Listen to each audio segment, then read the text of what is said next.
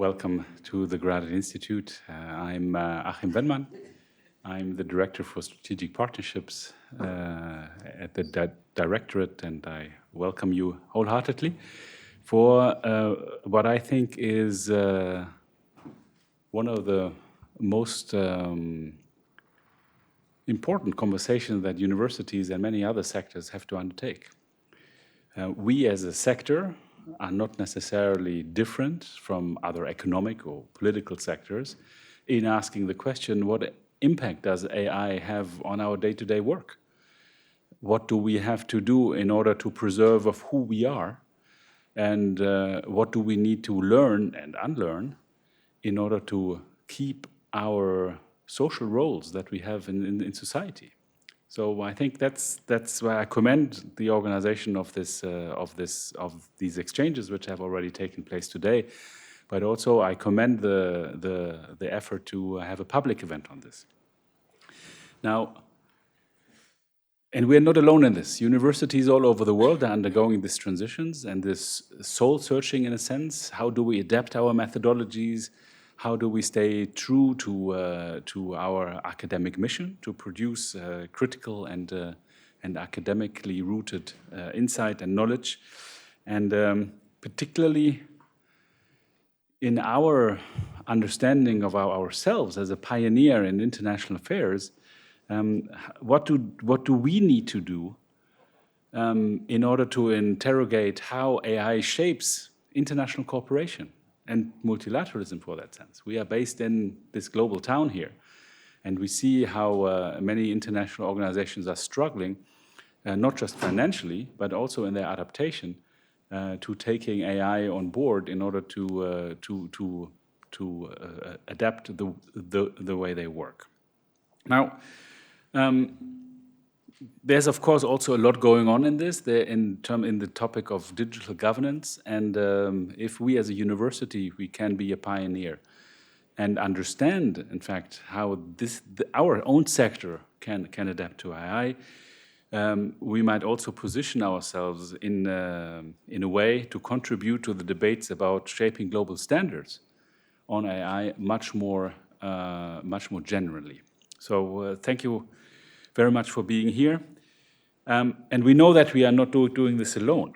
No? We are wanting to make sure that we have global partnerships to do this together. And as a director for strategic partnerships, I always like to emphasize how much we need partners to do this. Look,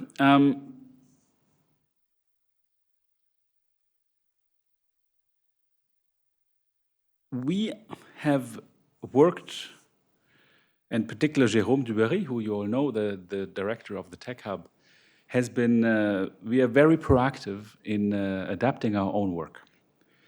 We have a strategic initiative on artificial intelligence in which we essentially want to put our own into the center of how we adapt ourselves. So not only studying how others adapt, but just doing it ourselves, because we need to do this to survive as a university in the 21st century. Our mission emphasizes our scientific excellence and critical thinking, transdisciplinarity, and preparing students and professionals to become responsible decision makers. How can they become responsible decision makers if they are not really AI literate? So the inclusion of the knowledge, what to do, what not to do, and how to be able to navigate AI is something very important that we want to give to our students. Our principles on excellence, independence, critical thinking, diversity, engagement, and serving peace, equity, and sustainability are our compass. But how can we shift our understanding, not just from understanding the risks and analyzing the risks that AI involves for our own mission and understanding, but also how can AI, in fact, make our work even better in order to achieve our own commitments and our own principles and our mission? So this internal work has had several phases, and in phase one, we looked at, we had an external consultation with experts. We did a mapping on AI impacts across our internal processes. We surveyed faculty, researchers, and staff with respect to their attitudes to AI. And we established sort of shared values, such as human-centeredness, sustainability, equity, inclusivity, critical literacy, and open source management with respect to our engagement with AI. The second phase, which we are in now, is about setting priorities, analyzing consultation outcomes, and identifying concrete projects and governance structures. So this reflections that has taken place here over the last 2 days is part of our own internal work. Now, the purpose of tonight's panel is to bring scholars from Asia, Europe, and North America who study AI from diverse disciplinary and geographical angles together here in Geneva. Because, as I said, we are alone, we will not be able to do this adaptation to AI as a university. And what we will do here tonight is that we will jointly explore how AI is reshaping a number of areas. The intellectual mission of universities themselves, the social purpose of higher education, as well as the global inequities embedded in digital infrastructures. So we take it to the sectorial discussion of the role of universities in societies in the area of AI and the purpose of what we're here to serve for. The goal tonight is not to reach any single answer, but to open a plural, globally informed conversation that can enrich our institutional strategy and deepen our understanding of the AI role in society, and not just for our own purposes, but we, of course, want to feed this back into the community of organizations that we are linked to.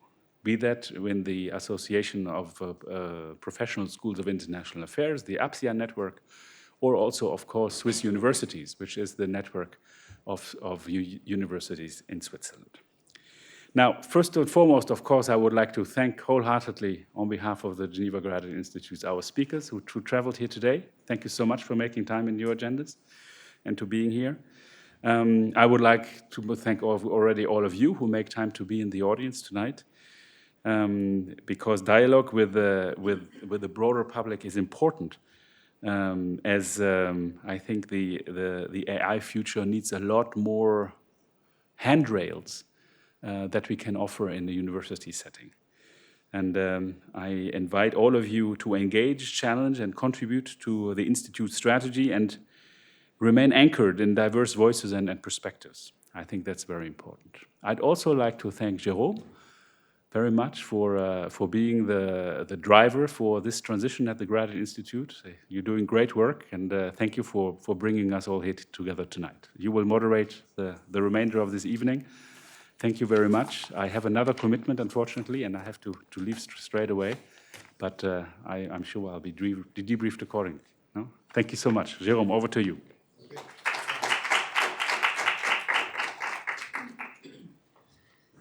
Thank you very much. Thank you, Achim, for your illuminating words. I will now invite our speakers to come to the stage, and we will start our discussion.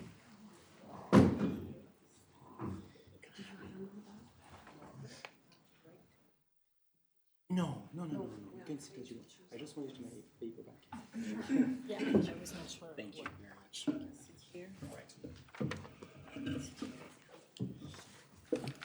All right, so tonight with us,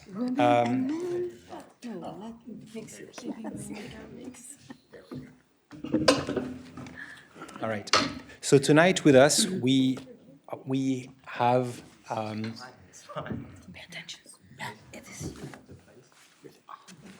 think there should be enough chairs for everybody. No, okay. Okay, good. All right, so thank you very much for being here. As Achim mentioned, my name is Jérôme Duberry. I'm the head of the Tech Hub here. And together with Ralph and Laura, who are here in this room, we co-organized or we designed not only this public event, but also a two-day workshop on how AI is transforming the university. And tonight, so thank you very much, Laura and Ralph, for making this event possible. And we also need to thank the Swiss National Science Foundation that funded these two-day workshop. Now, together with us tonight, we have Davy, Assistant Professor of Mathematics and Information Technology at the University of Hong Kong. We have Ines Leon Gimenez, master student in Gender, Race and Diversity at the Geneva Graduate Institute. We have Ashwin Jayanti, Assistant Professor at the International Institute of Information Technology in India. We have Bruce Lenthal, Executive Director of the Center for Teaching and Learning at the University of Pennsylvania. We have Isabelle Nizet, Associate Professor at the University of Sherbrooke in Quebec. And then Jessica Filman, Assistant Professor of Global Communications at the American University of Paris. So we will do as follow. I will ask our speakers for first thoughts on this topic, 5 to 10 minutes. Then I will ask them 1 or 2 questions, and then we'll open to the discussion and to Q&A. Shall we start from this side of the room? Ashwin, would you like to start? From there?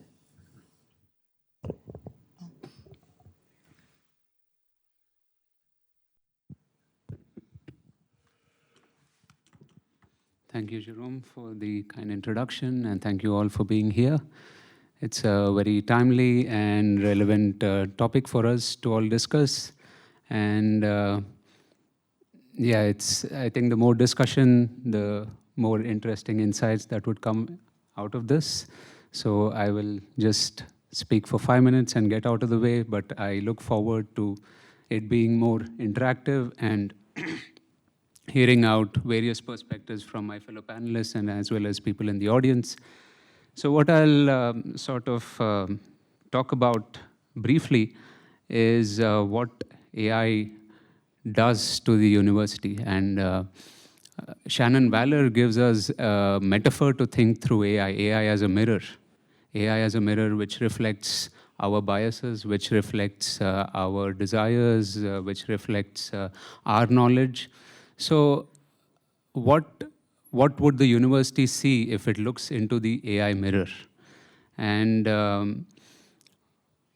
one thing which comes to mind is in terms of if one even takes it for granted that there is something as artificial intelligence philosophically, then the corollary to that is that if machines are intelligent, then intelligence is mechanical.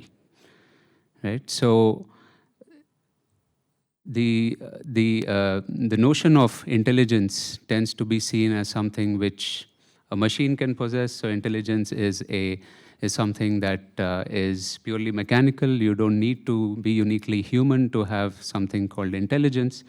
So this is something I feel the university has pushed back from a long time, that intelligence is something which is much more encompassing. Intelligence is something which is interdisciplinary, and I see that the university so far has been, but it now is caught with this notion of, okay, how do we then think about knowledge? How do we think about intelligence? And I think what the university also promises in this unique juncture is to think of what is human general intelligence, right? We've been talking about artificial general intelligence, but what does it mean for us to possess human general intelligence? That is intelligence that is not merely specialized. Intelligence as not merely to be a human is not merely to answer a CAPTCHA correctly, right? But what is intelligence much more broadly conceived? And I think the university has been a space for doing that. And I hope it continues to be a space for doing that with the advent of AI, with AI being absorbed into some of the tasks of the universities. So I think this will I foresee this to push towards greater interdisciplinarity. That is, in a way, to push towards putting the art back into technology. That is, to think of knowledge not merely as linguistic or propositional, but knowledge in terms of know-how, knowledge in terms of skills, knowledge in terms of learning a wide variety of practices, right? How do you build a brick wall, for example? How do you joint two pieces of wood? How do you write a poem, right? So I think, in a way, there is an opportunity for the university to think about what it means to be uniquely human, what it means to have intelligence that marks us as human. And I see this as an opportunity that enables us to reflect more on this aspect, this uniquely human aspect. So I would stop with that. Thanks.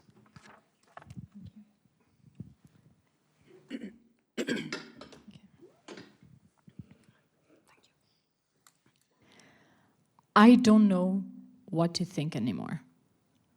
I don't know how to think anymore. That's something that many of us students have been feeling since our own use of AI. Yes, we use it, but how? Yes, we use it, but is it always benefiting us in the end? So here I want to reaffirm a human-centered perspective of AI. We as students want to really emphasize the critical thinking that should be remaining at the center of the university's intellectual project. Should we use AI? Probably yes. But when? How? For what purposes? In what context? With what guidance? These are the questions that we're still wrestling with, that I'm still questioning myself. AI can provide a help for academic work. It can reduce time-consuming organizational tasks. It can help you with grammar, spelling, clarity, especially when English is not your mother tongue, as it is for me. But it can never replace creativity, original thought, or authorship. My engagement with AI is shaped by a clear awareness of the racist, misogynist, and queerphobic biases embedded within the systems from its origins, and as well as its environmental consequences. And in the age of increasingly powerful AI, I believe that we as humans, that we as students, that we as a community at the university are maybe stronger than the technology that we employ. Rather than being guided by it, we can guide it. Rather than allowing it to take control of our institutions, of our curricula, and of our mindsets, we can change the narrative and we can reestablish control. We can be empowered to use these tools in a way that favors us and our knowledge development. Yeah, how do we do that though? We can critically engage with AI, developing our own voice by having more access to knowledge, by knowing precisely how does AI work. I've been using ChatGPT since 2022, and yet I have no idea. Can we imagine maybe that with more knowledge, we can choose freely, we can choose really consciously about what tools we are using, how we are using it, and whether we want to use them after all, for specific tasks, for specific field-specific needs, for specific tasks. Can we reflect whether it's really encouraged and whether it's relevant to use it or not? After that, we can ask ourselves, why do we want to use it? What are the goals? What is my learning objective? What do I get from that? What, as a process, is interesting for me as a student? And when we get that answer, maybe we can start thinking, how can I best use it for me to develop my own strengths, for us as students to strengthen our abilities rather than being disempowered from them? How can we foster our critical thinking, not replacing it? How can we get the support from AI, but also from the university to foster our learning and not hinder it? My suggestion would be to rely on community. If in the face of AI, we can work together, we can have these discussions, we can really engage with critical points and the very hard discussions that we have to engage in, maybe in the face of AI, we can find our voice collectively and having AI uphold and strengthen our critical thinking, not replace it. Thank you very much. Hey, how many of you are in your fields or were in your careers, at least in part, because somebody believed in you, because somebody inspired you, because somebody encouraged you? Show of hands. So that's 90%. Yeah. When I ask that question of folks who are underrepresented in their fields, in different university settings, it's 100% all the time. And I lead a Center for Teaching and Learning, which means I work with faculty to achieve their aims in their classes and make teaching as strong as possible. And in that capacity, I work with questions around the place of AI in our teaching on a daily basis. And those pedagogical questions are huge, but that's not what I'm here to talk about tonight. I'm thinking about a bigger question that I think AI poses for the university, something I think you're going to hear from all of us on the panel about, and that's what is the role that we want universities to play in the future? What do we want to value? And I submit to you that part of the answer, it's only part, but it's a big part, is in the reason that so many of you raised your hands just a few moments ago. And that part of the role of the university is about building relationships. And that means about bringing people together in a shared process of thinking. And I think the presence of AI demands that we affirm this commitment. And more than that, it actually demands that we define why we believe this commitment, and why we believe it matters so much. Perhaps a word of context, if we think about AI, I'm from the United States, as I tipped off, and we're in an environment where our government is on a nearly daily basis questioning whether the universities have a purpose or not, and questioning what that purpose should be, suggesting they're inefficient and have lost value. And across a wide spectrum, we have folks who only see a very utilitarian aim for the university. Can it get students jobs? AI is in some ways distinct from that, but it can also fit very easily into a narrative that we need a efficient utilitarian education. And for generations, people have looked to technology as a way to teach people, frankly, more cheaply, to teach more people more cheaply, in ways that often have less to do with relationship building. We can go back a decade when MOOCs burst on the scene and promised it. Do you remember that they were going to educate the world? Go back a century when radio first emerged and people said, wow, this is great. Now we can get the best high quality lectures to people all over the country. That was going to be transformative. But in both those cases, we thought of education as largely an information transfer, not a back and forth, not something that can give you feedback on complex work, the kinds of things that we know are at the heart of learning. And not yet, but it's entirely likely that soon AI could deliver on these kinds of promises. AI can be a personal tutor, AI can give you these kind of feedback. And some of those things may be very valuable in certain kinds of contexts. But on the whole, I think this moment and those possibilities mean that we really need to rethink and rearticulate what we want higher education to be and to make that case. This is particularly true for the importance of the interpersonal as a part of what we want higher education to be and what we want to design our education to deliver. There's a recent study that followed 100 students over 8 years through college and 4 years afterwards.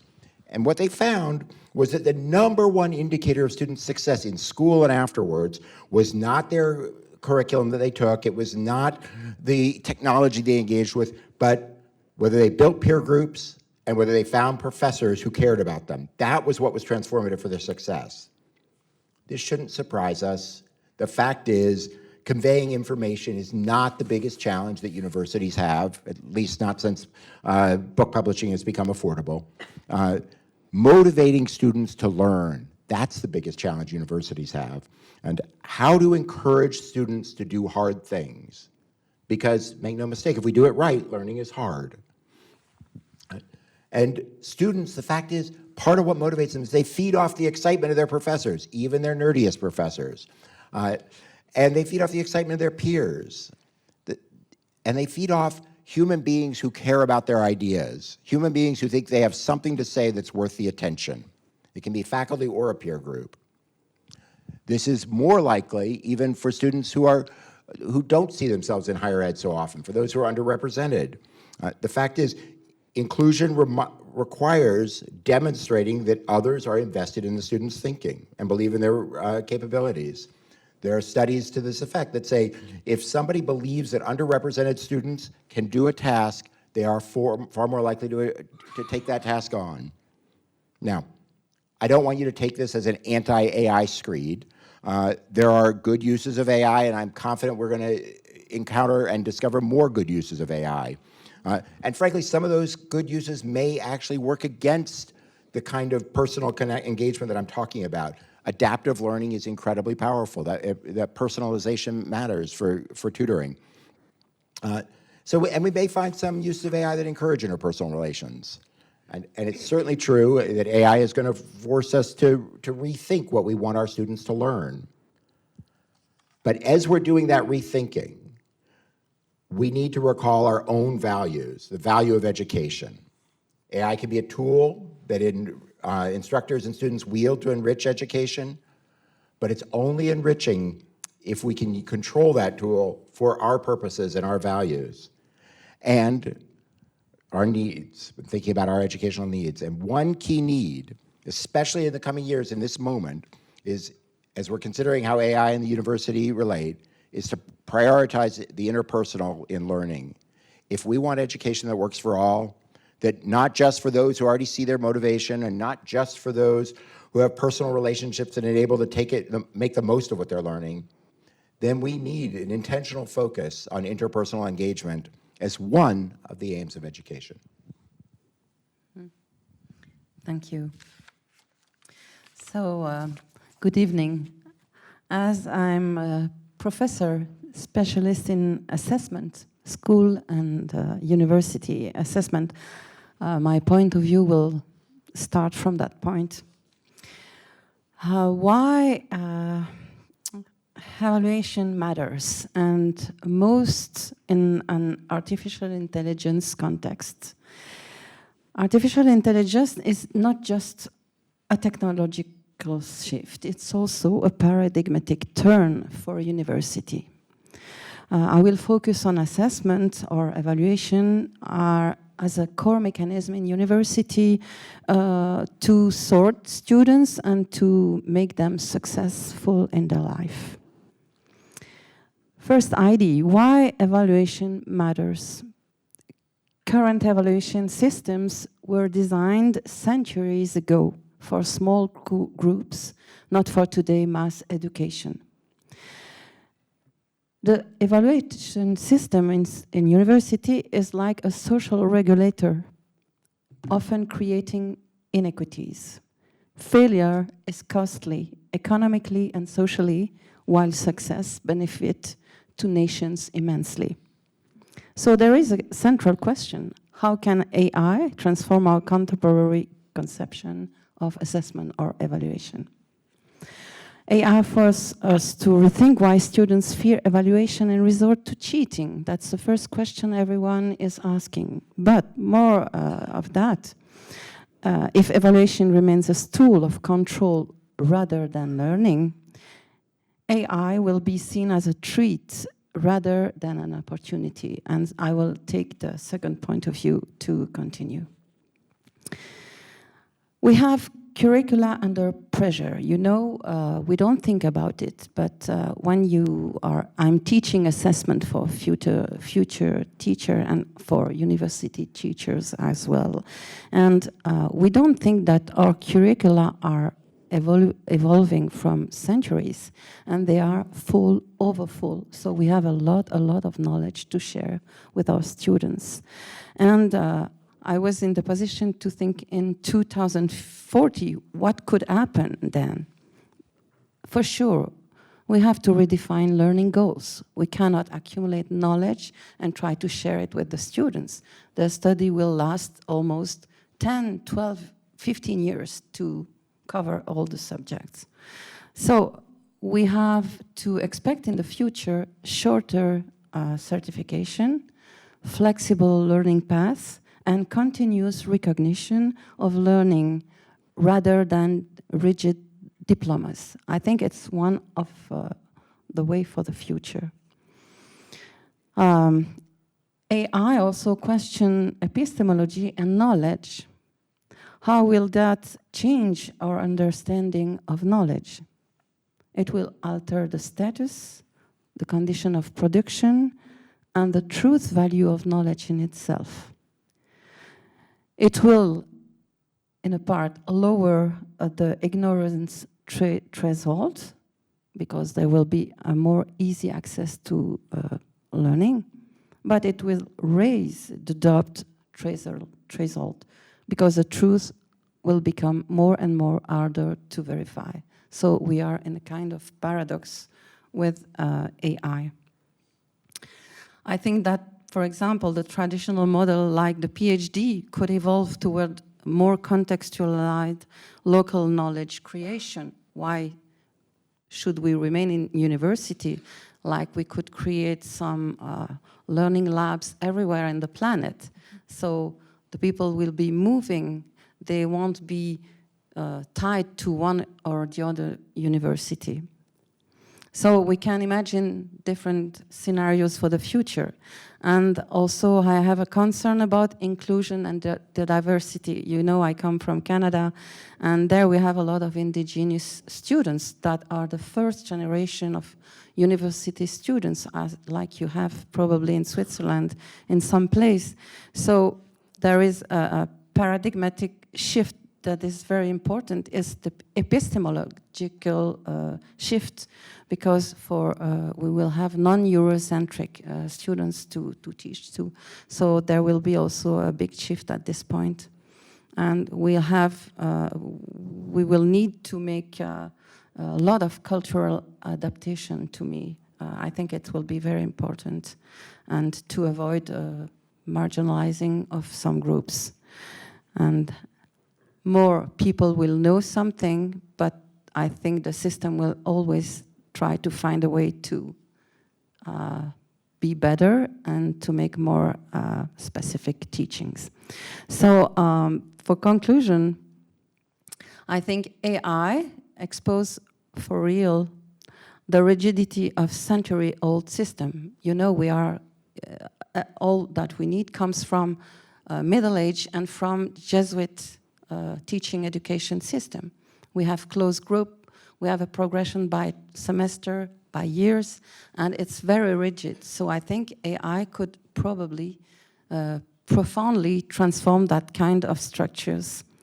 And I think that if university fail to adapt, especially in evaluation, because the conditions of evaluation will change also, they risk to be rapidly obsolete. So the challenge is to combine mass education and personalization, epistemological diversity and humanistic values in an AI-driven world. Thank you. Okay, yes. Good evening all. My name is Davy. I'm from the Education University of Hong Kong. 大家好 in Cantonese.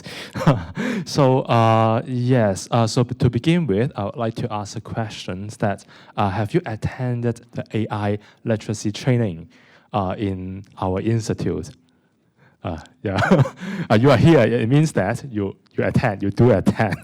Okay, so yes, across the world, yeah, we have a lot of countries, and we incorporate different type of AI curriculum from schools, from universities. And one of my friends, she studied Master of Law, and she got fired because her job is mainly on the document preparation. Yeah, by that, yeah, nowadays you can imagine that the AI autonomous technologies can replace, yeah, the job. Yeah, so yeah, I start to think about AI literacy quite early. I'm lucky enough, just like some of you are sitting here. 5 years ago, I studied a PhD, and at that time, my supervisor and I are thinking about what should we do. At that time was COVID. Do you remember that? So everyone's trying to think about how we should meaningfully incorporate the online technologies in different subjects. Yeah, we quickly changing everything overnight, and we are wondering because among online technologies we have AI, of course. Yeah, so we have the adaptive learning systems, and also chatbots, and also intelligent agent system things. So I'm wondering if teachers and students are ready to use this type of technology. So the question is quite similar at that time and here. At that time, we are wondering whether teachers and students are ready for the online technology. And now, yeah, we are wondering whether we are capable of using AI. Yeah, so and that's why another trend that the whole world is working on is STEM education. So in STEM, I forget I introduced myself. Yeah, I used to be a secondary school teacher before I joined university. So I did a lot of STEM activity in my schools, for example, self-driving cars, yeah, and the computer vision devices that can classify the object in front of them, in front of the camera, just like it's a water glass, yeah, and it's a microphone, things like that. So in today's morning's meeting, I share a number of activities. For example, the robotic ship that student can classify the object, yeah, in front of the in the ocean, so the ship can collect garbage and do not catch the fish, yeah, things like that. So if the ship makes a mistake, so that it become a fish catching ship.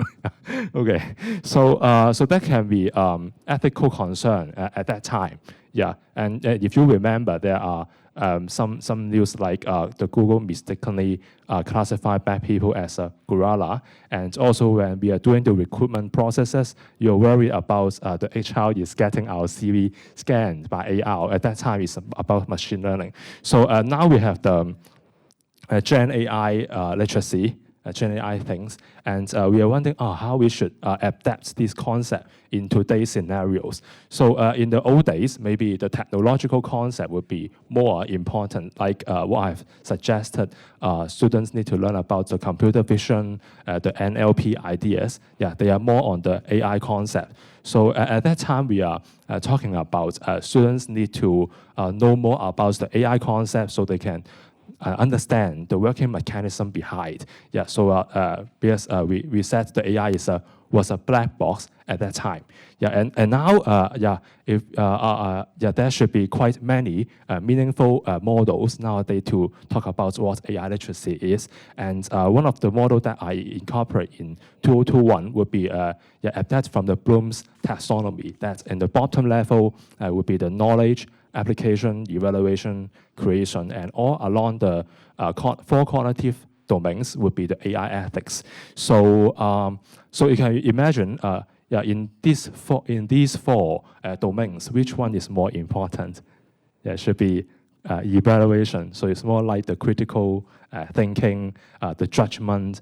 Yeah. So and also what we have discussed is the human values. Yeah. What humans important is our uniqueness. Yeah. Whether if we are engaging our students who use AI to write stories, so are they authors or the AI is the authors? Okay. And another thing is whether students can reflect their own voices. So we have the agency issue. Yeah. So these are what we are worrying. Yeah. When we teach students, when we incorporate AI in our classroom. So the evaluation and also creation is very important. Yeah, and you can see that all along the cognitive domains. Yeah, we have the AI ethics. So so when we teach AI literacy, so we should not just merely teach the AI concept merely. Okay, so instead we should teach the critical and ethical concern behind. So I think many of you may have heard of some news like just like you are anyone who loves exercise a lot, who have a gym exercise habits once a week, twice a week. So if you it's about the cognitive laziness studies that if you do less exercise and you find AI to replace your job, so you are not going to be that capable, that muscular in the exercise scenarios. So have my 5 minutes end. I think that's it. Maybe I should pass the time to you. Thank you. Thank you. Okay, hi.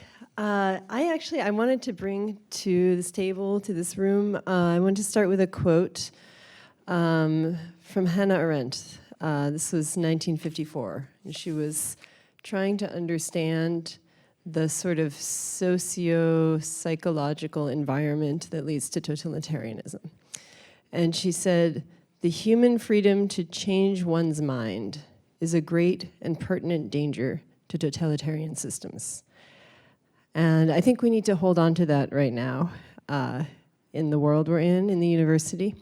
I want to talk a little bit about this idea of changing one's mind as sort of the space that the university needs to provide for us, and how this is in some ways quite in conflict with LLMs, with AI, which are basically prediction technologies, right? These are pattern recognition technologies. So the one thing that they do is they don't change their minds. They are designed to do more of the same.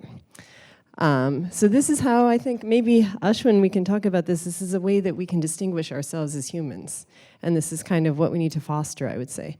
So when Arendt was writing this, she really developed a distinction,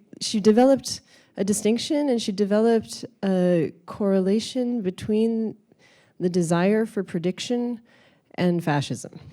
And she spoke and wrote a lot about this idea of wanting to fix the destiny of the human species and see where it was going, and that it had this inevitable future. In this case, it was white supremacy, and it was our role to just make that happen. Okay. And she said this is related to loneliness and isolation. That's how this desire for prediction arises in a person. So what does this mean for us now? This is over 50 years ago. And yet we're in this moment of rising authoritarianism all over the world. And at the same time, we're watching the rise of these tools, which are prediction technologies. And I think the question for us as a university is, how do we preserve and make a space to change our minds, right? And what is the role of AI in helping us with that? How do we protect ourselves from losing that? And so I'll make a few quick points and won't talk for too long, so we can talk about that. I think one thing we need to think about, and we were just talking about this over the apéro, is the importance of interaction, of confusion, of exposure to other worldviews, other perspectives, other histories, of community, conversation, debate.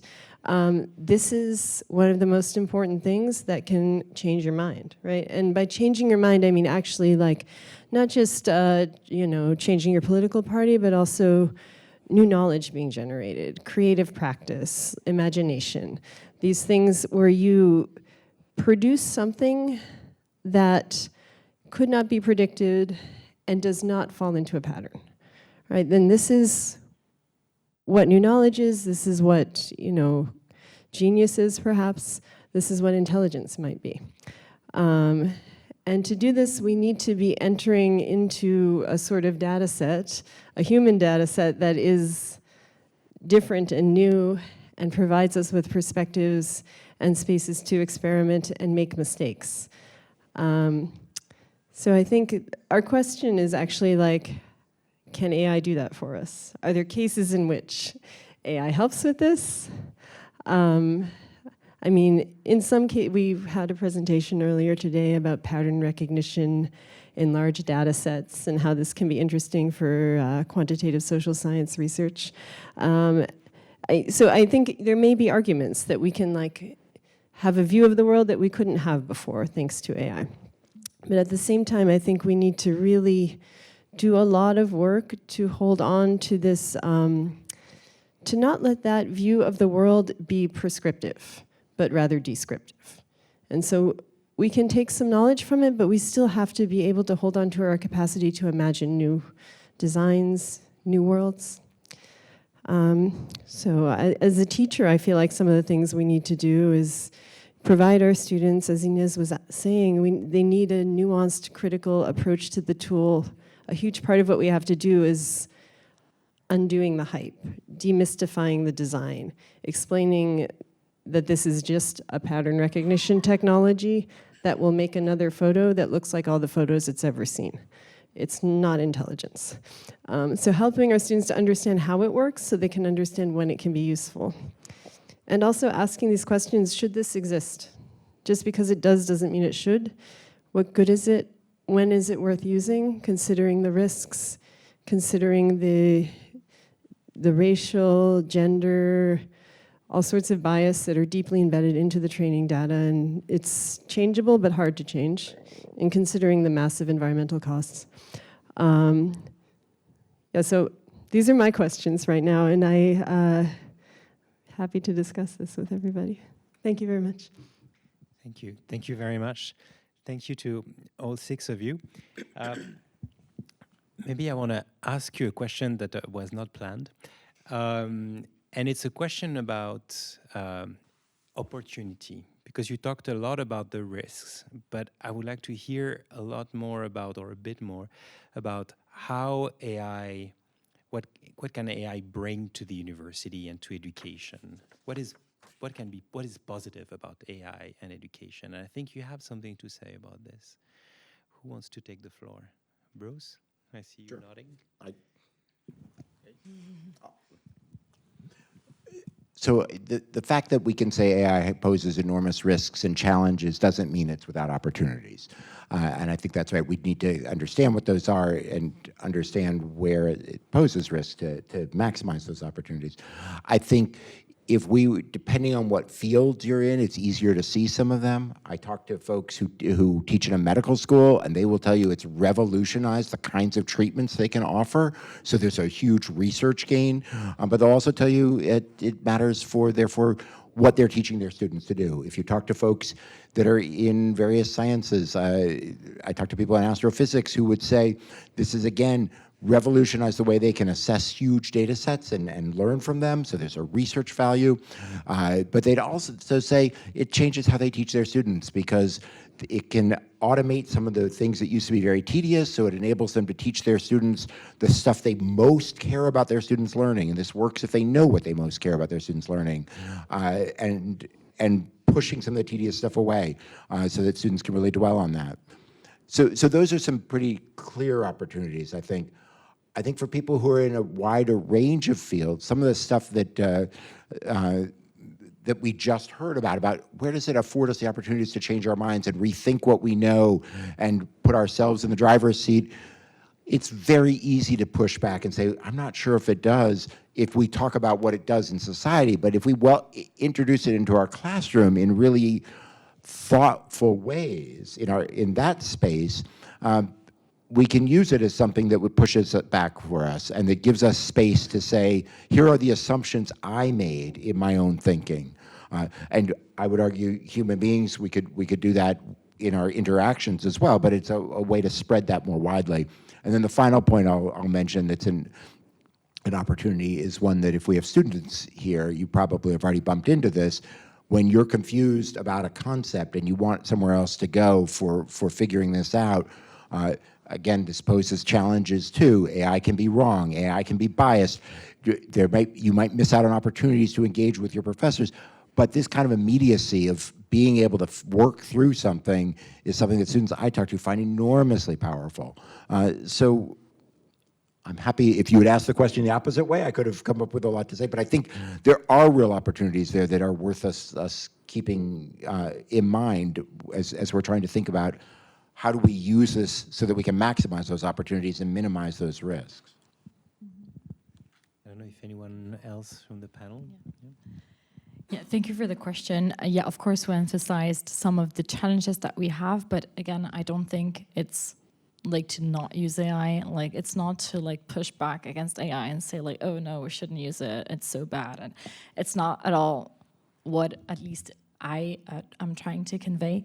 It's really, I think that AI has opportunities, but we just know so little about it, also as students. So, for example, just regarding the tools, majority of us just use ChatGPT, but there are so many other tools that maybe can help us better in the specific purpose in which we're using AI for a very specific task. So if we would know more about the variety, about the diversity of the tools that exist, maybe we could like have a more smart decision making and thinking about what AI tool do I need for this very specific task in this very specific field. And then we can like have an informed process about it. I also believe that AI can act as an equalizer, as we can like, again, use AI to precise some concepts that we are very unfamiliar with, be it because we're from a different socioeconomic background or educational background. And again, we have this tool, so sometimes professors are not available or TAs are also not available. So in that phase of everyone having so many different commitments, AI can be a tool that we can use to have more answers and go like on a back and forth discussion also with the tool. And like to critically also ask questions. Sometimes like we can just also discuss and say like, oh, but are you not forgetting a part of the story in that concept? Are you not missing out on this very particular critical element to it, or like whatever the discussion is with the tool? But again, it can really foster that critical thinking. Again, like we can really use it to think more critically. So not to really outsource the learning process to AI, but more using it in a smart way, in which would be to, again, engage in the discussion, engage in the process with AI and with learning as a pedagogical objective with the tool, not against the tool. But again, we can also discuss other ways in which maybe the tools are not the right ones for the specific means that we are meaning to achieve. But yes, that will be how I will reflect about AI as an opportunity, as the diversity of tools that exist, having more knowledge about it, and as an equalizer. Yeah, I would like to add to that. In thinking of a certain unintended consequence of the hype around AI, there's a certain irony that it calls us to rethink about certain foundational questions that I think has been unprecedented before. No one has focused so much attention on how tools shape us before the advent of AI. And I think that's a great opportunity for us to think about, okay, what is intelligence? And for someone who teaches philosophy in a tech institute, there's many more people who work in AI who are interested in these questions as to, okay, they say there's bias in AI, but what is bias? What is safety? How do you make it bias-free? How is bias related to fairness? How do you think about intelligence? What is it that makes us uniquely human? So there are all these questions for people with a philosophical bent of mind to grapple with. And it is interesting to see this coming not from the faculty, but the students themselves. The students are so much more concerned today about how does this technology shape my objective at the university, how does it shape my learning practices, how does it shape my critical thinking. And I think so the opportunity, I see it in the irony that is thanks to the hype around this technology. Thank Thank you very much. Thank you, Ashvin. My next question actually builds on what you just said.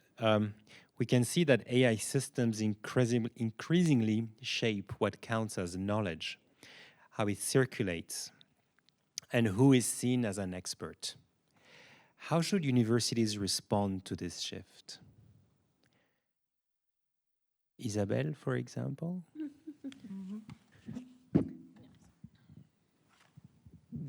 Who is an expert? I'll be a little bit critic about the university system.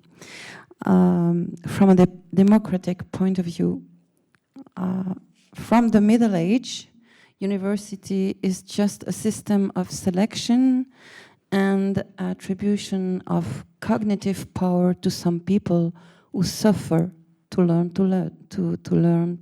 to know.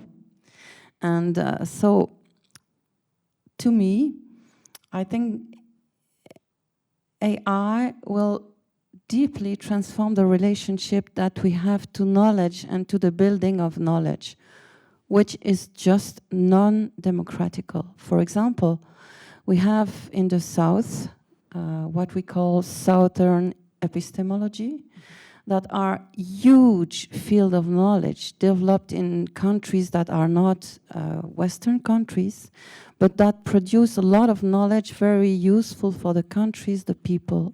And that knowledge was completely bypassed by the colonialism. And in Canada, we are very, very sensitive to that because we have a lot of people who are indigenous people who are producing knowledge from centuries and who have been colonized and under considered. So to me, university has probably a double function. The first is to allow to everyone in the planet to build knowledge and to share knowledge between people. But the other one, and it's probably a future problem, it's also a kind of elite system. And for now, I think with artificial intelligence, we will probably have to decide what do we want to do with university. Will it become a tool for teaching, learning, developing people, especially in South Hemisphere? But like we say, the South, it's an idea of South, it's not the North, like America, Europe, and so on. Will it be at the service of that kind of population, or will the university become a more and more elitist system? And I don't know the answer, but I think with artificial intelligence, there is really, it's at stake, I think. And we have to think about that, because we speak only about university in Western countries, but university will exist more and more and more and more in the future in other countries, and we'll have new stakes then.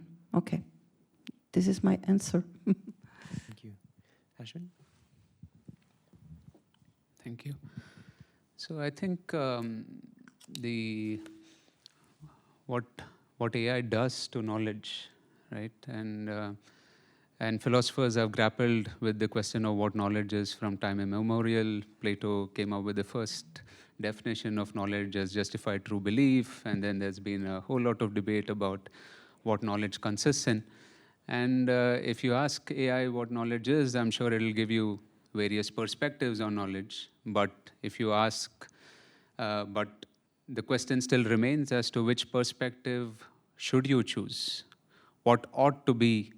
So the essentially normative element of concepts in philosophy, which I think philosophy brings to bear as to how should knowledge be defined. Yes, there are all these perspectives, but there are also limitations to this definition of knowledge, right? So I think in a way, if we forget that, and there is a certain threat of knowledge to be reduced to mere information, that yes, there are all these various perspectives, and to know is to know all these perspectives. To know is to know everything about it. But to take a stand on how should knowledge be defined? How should we define and how should we define to know something is something which gets left out in the muddle of information. And as Jessica has rightfully reminded us, all it is doing is pattern recognition.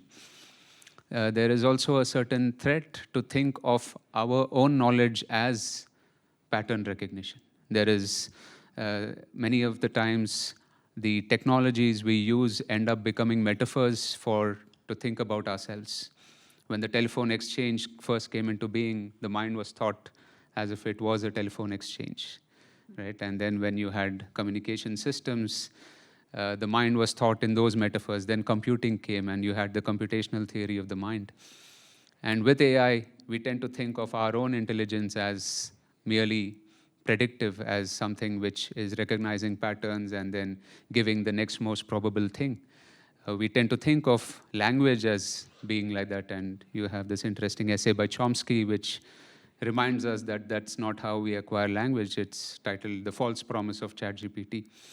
So yeah, there is unless we remind ourselves that knowledge is not merely pattern recognition, knowledge is not merely the next most plausible thing to say, that knowledge has an essentially normative component, that there is a distinction, there's always an ought that needs to be answered, which cannot be answered merely by knowing all the facts, right? There's always a question, what do you do with these facts? There's always the question of what facts are relevant, wherein values always come into play.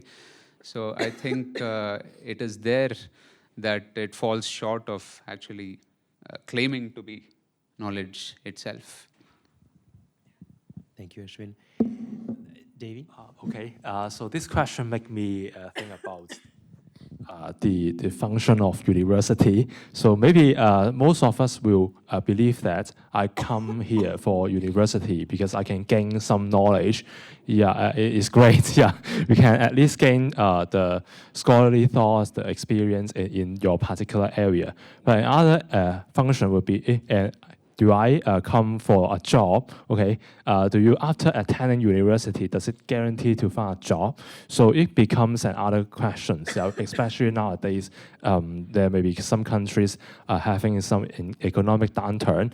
So maybe attending university don't make you at the end seek a job. So the question is, another question would be each university has the graduate attributes, like what talents we are going to build in the future. So I think you may check your university, which mottos or which learning abilities are more important. Most likely it will align with the 21st century skill things like international perspective or collaboration, things like that, problem solving things. Yes, and the question, the situation is nowadays we have AI, and previously we discussed what opportunities we have for our students, and university is a stakeholder one of the stakeholders, I think.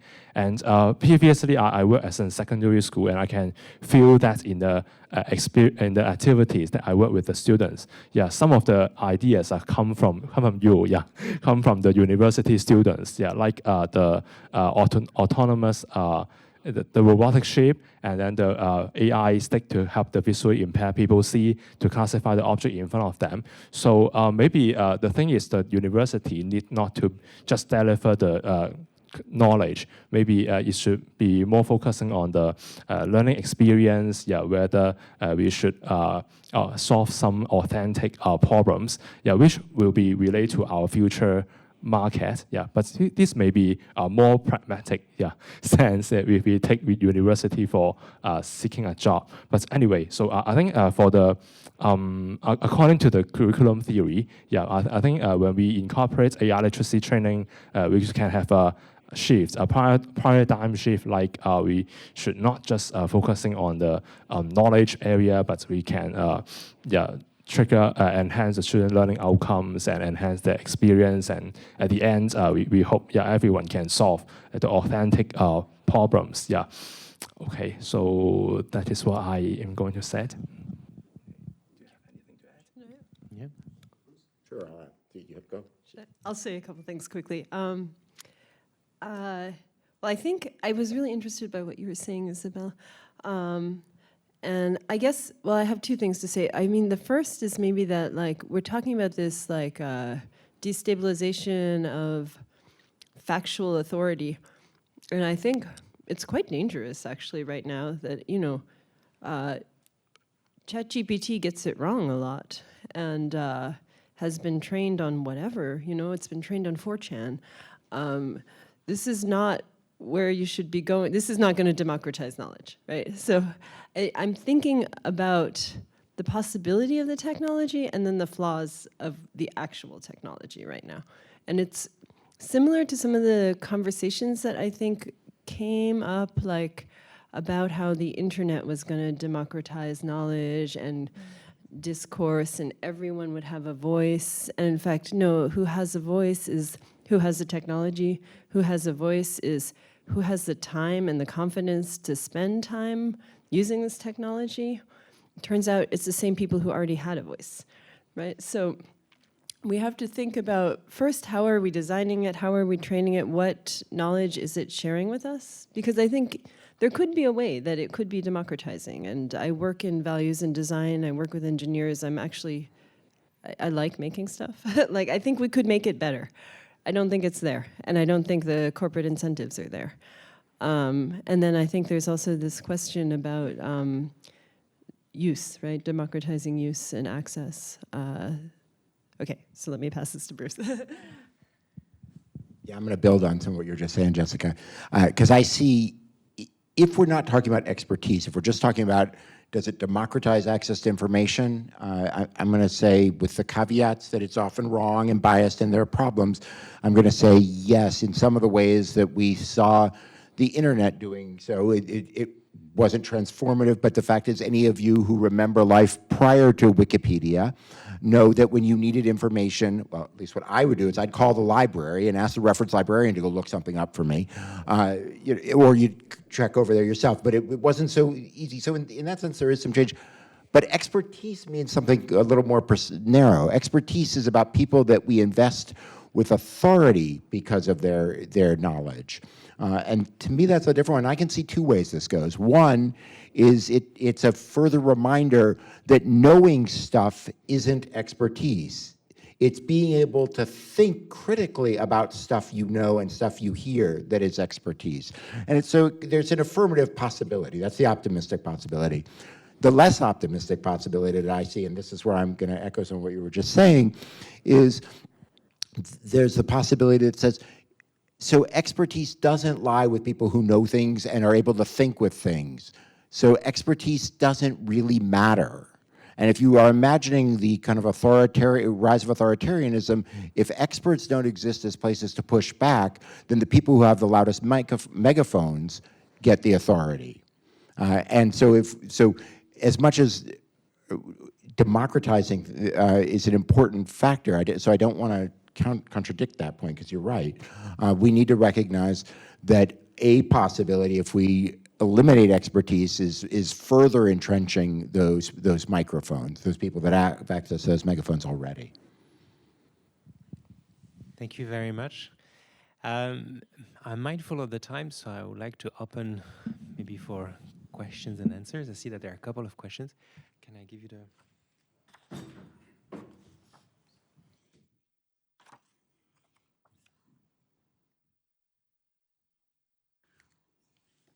Hi, can you hear me? Is this working?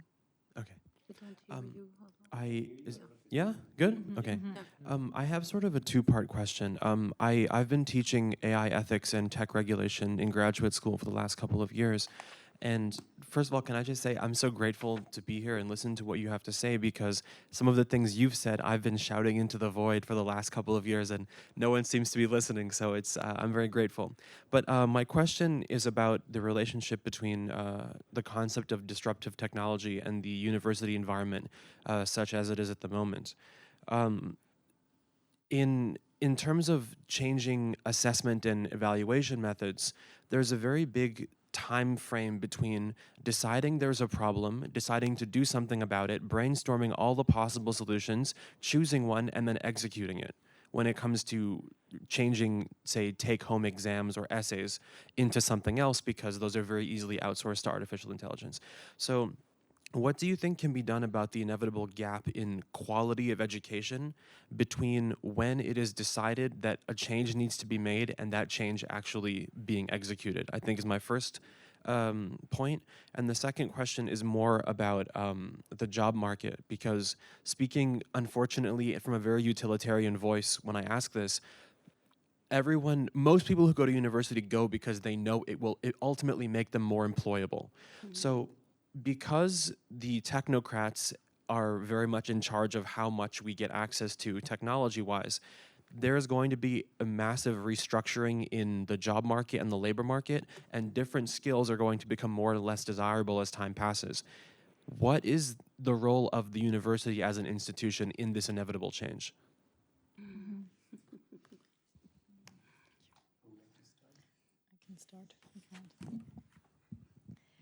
Thank you for this question. Thank you very much. I will answer to your second question only. I think the other question is more adapted to some of the other speakers.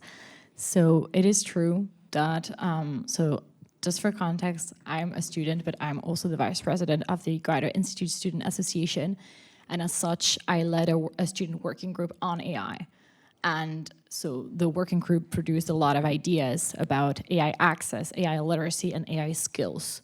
That was one of the 3 key ideas. It's like, okay, we're at university in the face of AI. AI is also transforming jobs. So when we're going out of university, being graduates, how can we like successfully access the job market with these new demands, these new skills that the employers are asking us? And one of the ideas that emerged is, well, indeed, the university has a role to play, and I will put the emphasis on the career services. At university, we, especially here at the Graduate Institute, we have amazing career services that are constantly trying to adapt and constantly trying to adopt new practices that will ultimately help us getting more knowledge about the job market and what's in demand in terms of skills. It's true that it may sound very utilitarian, but at the end of the day, we also need to afford food and accommodation. So that's a very critical question to ask. And for us, it will be really critical for career service to collaborate with the biggest employers or the most desirable employers, let's say, from the Institute.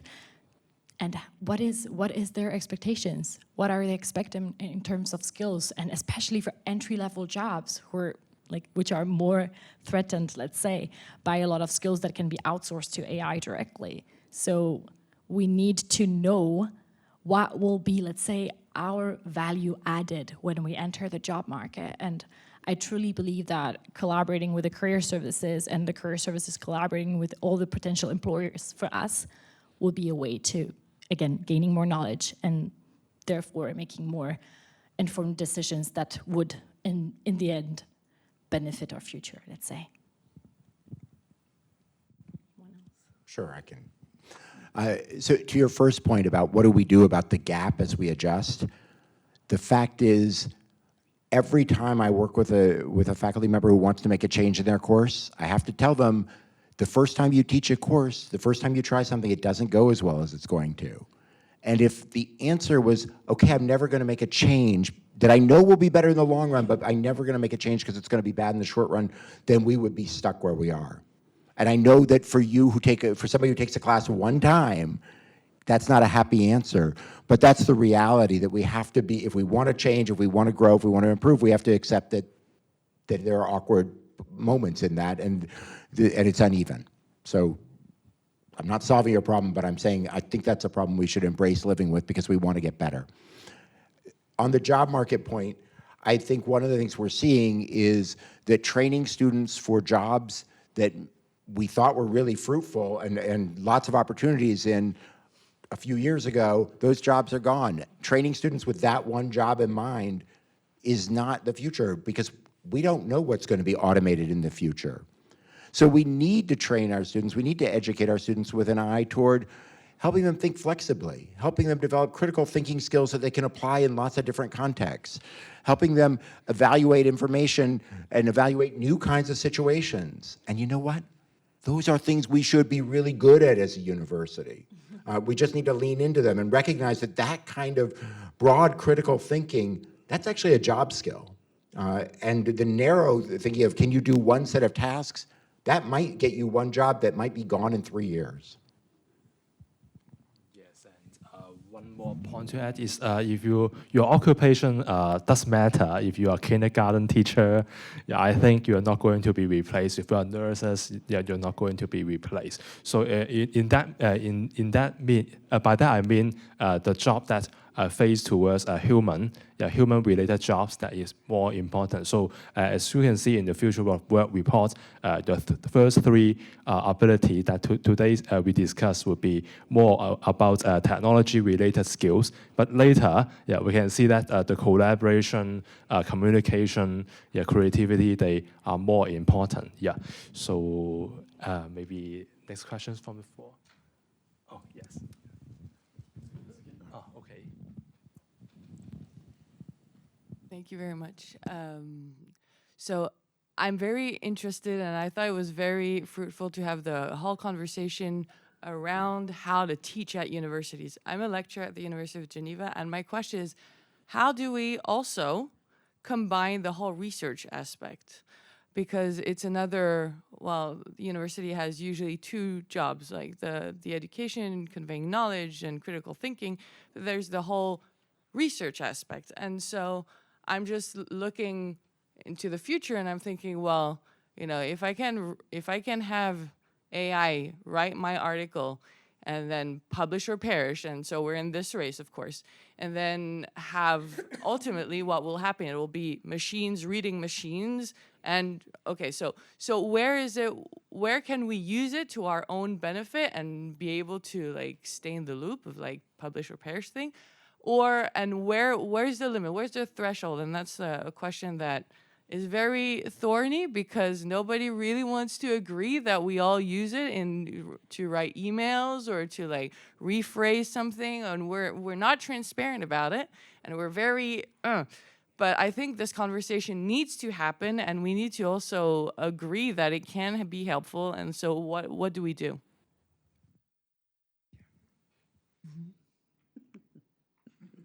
All right. Yeah, but, yeah. Go ahead. Yeah.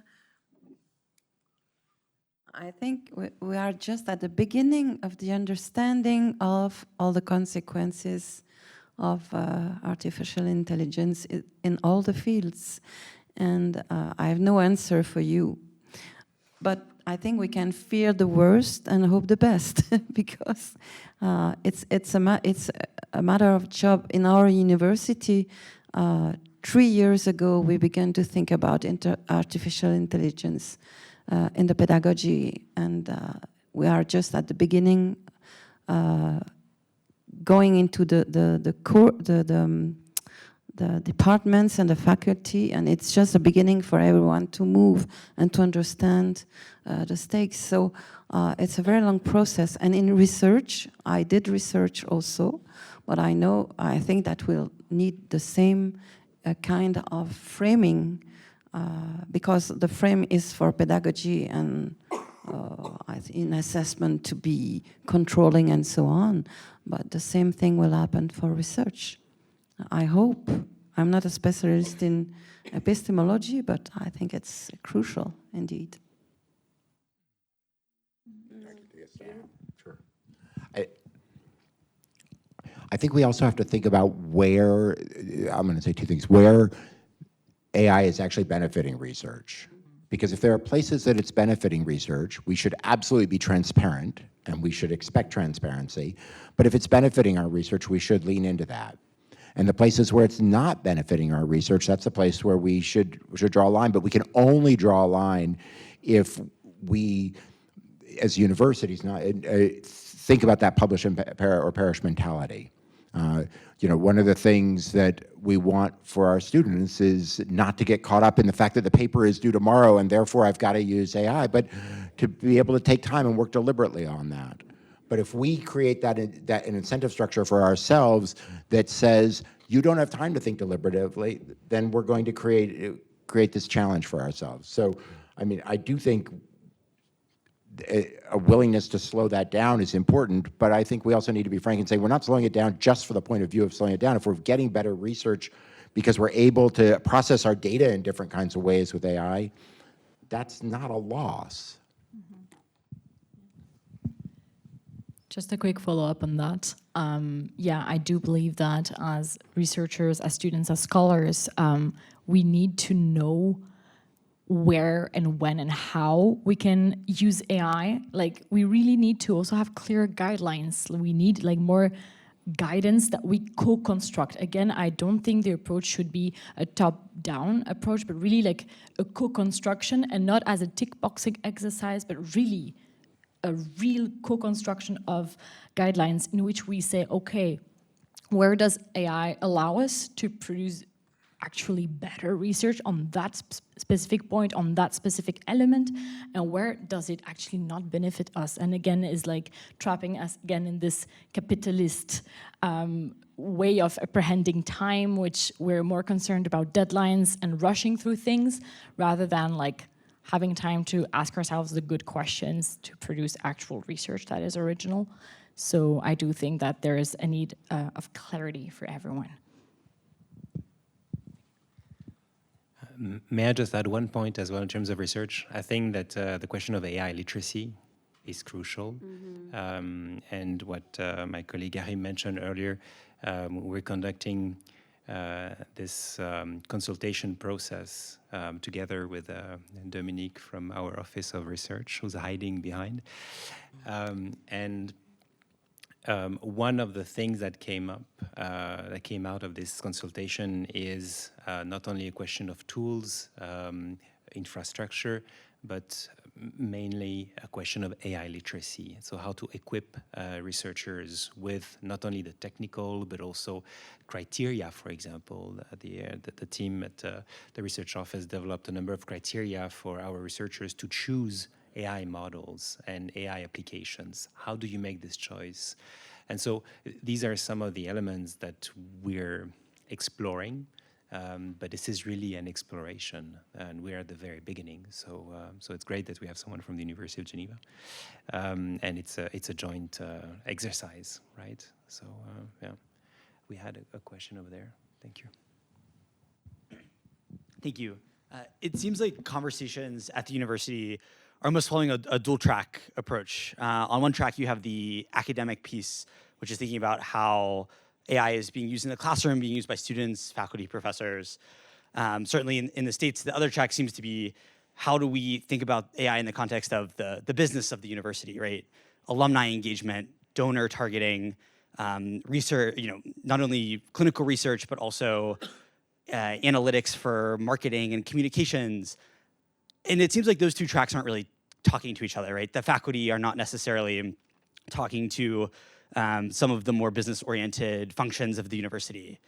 How do we kind of create that space to bridge some of that gap so that someone who works in alumni engagement development can talk to a faculty in the law school to think about how the university takes more of an institutional or an enterprise approach to AI, and not just isolating it to the academic piece, not just isolating it to more of the business-oriented, non-academic core of the university as well. So I will take the floor again. So that's exactly what we're doing.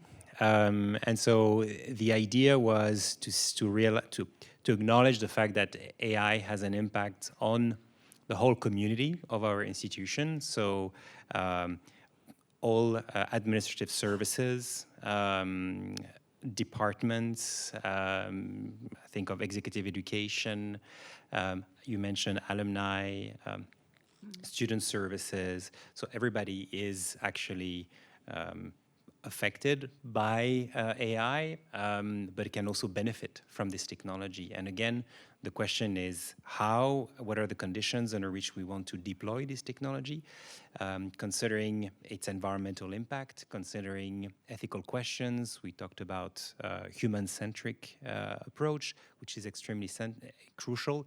And what was useful through this consultation is to realize that staff, researchers, teachers, students, they all agreed on a number of values and principles that are, it's true, grand values and principles, and it's always a question of how do you operationalize them. But still, we all agreed on, without necessarily doing this work together, but in a very decentralized way, we all end up agreeing on this principle and these values. So it's, for me, a very positive view. And I'll finish with this. You're asking a broader question, which is not necessarily linked to AI, is how these communities talk with each other, the teachers, the professors.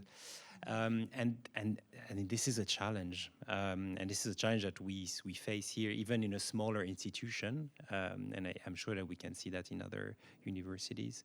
So it's maybe through initiatives like this that we can join forces and work together. But it's a very good point. Yeah.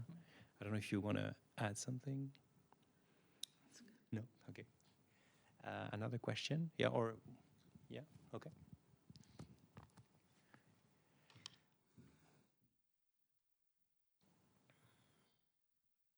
Thank you. I'm a first-year student here, but I'm also working with my undergraduate university currently with faculty to create a class that is on AI and storytelling. It's for an applied humanities program, and we're trying to address all of the points that Ines was making really on students want to know how to use it, they want to know how it works, and all of that.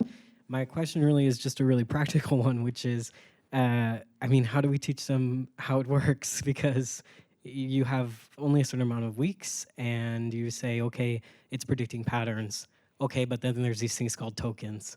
Okay, now keep in mind it's reasoning in some other dimensional space where it's making these connections, and you can look these up on medium.com and they have these crazy charts that show you how it's making jumps, but you're sharing this with undergraduate students and they black out at a certain point. So I'm curious how you are teaching the students how it works without losing them along the way.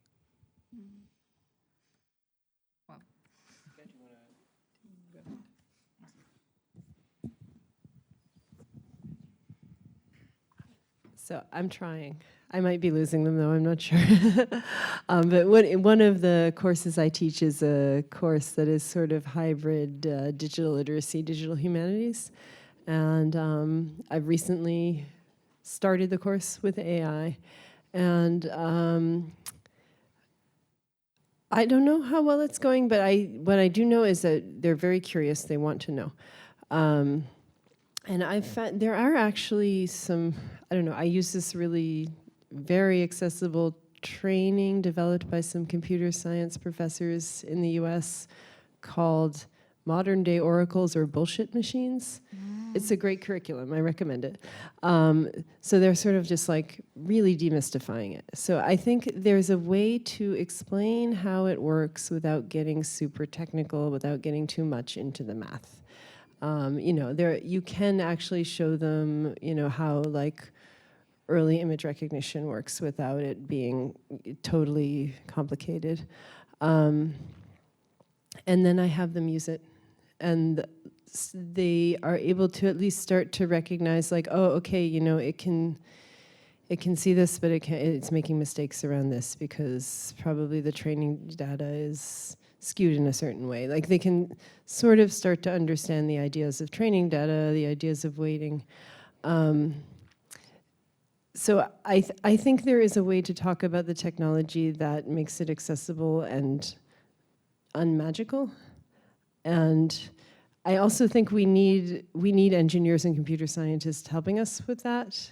And I know there are some courses in US universities where it's like ethicists and computer scientists teaching together. So I don't know, I think like you need a translator so, to go from the science to, you know, a humanities student. But I do think this is possible.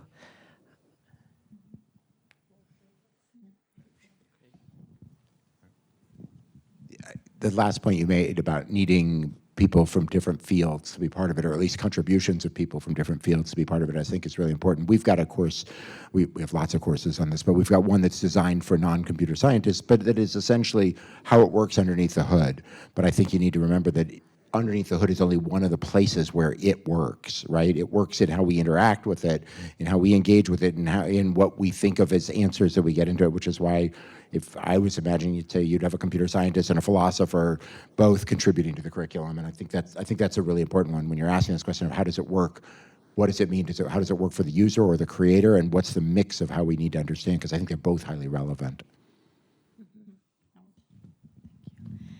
Yes, additionally, I would like to also mention how we should also tailor this knowledge and making it accessible for everyone, like especially for like diverse audiences. So really, I think we also need to work on deconstructing biases that already exist in society, like that are excluding people from even being interested in the process of how AI works, the data that is fed to AI. Just like to be very aware of how like gender biases, racist biases, queerphobic biases can really inform the way we're talking about technology in general and AI as of now, and how we can indeed collaborate with computer scientists, but also social scientists to see how we can best translate all this very technical knowledge into something that's one, accessible for everyone to understand, and two, that really informs the way, again, you will be using the tool. So I do believe there's also a power of explaining things in simple words, just so that it's really a democratic access to knowledge. Thank you very much. Maybe to answer your question, there is an interesting concept from Mia Perry from the University of Glasgow, and she talks about pluriversal literacies to reflect exactly this idea that pluriversal because there are many universes, a plurality of universes, and then literacies because there are lots of different forms of literacies. And Isabelle, you mentioned the Global South. Like in this idea, art-based engagement, for example, and forms of art is a great way to communicate about technologies and emerging technologies, and to make stuff as well, to build, to create things, is also an interesting way to go about it. Now, I'm very mindful of the time, so thank you very much. Thank you all for your participation, and thank you to our panel discussion. We won't have time. Thank you very much. Thank you.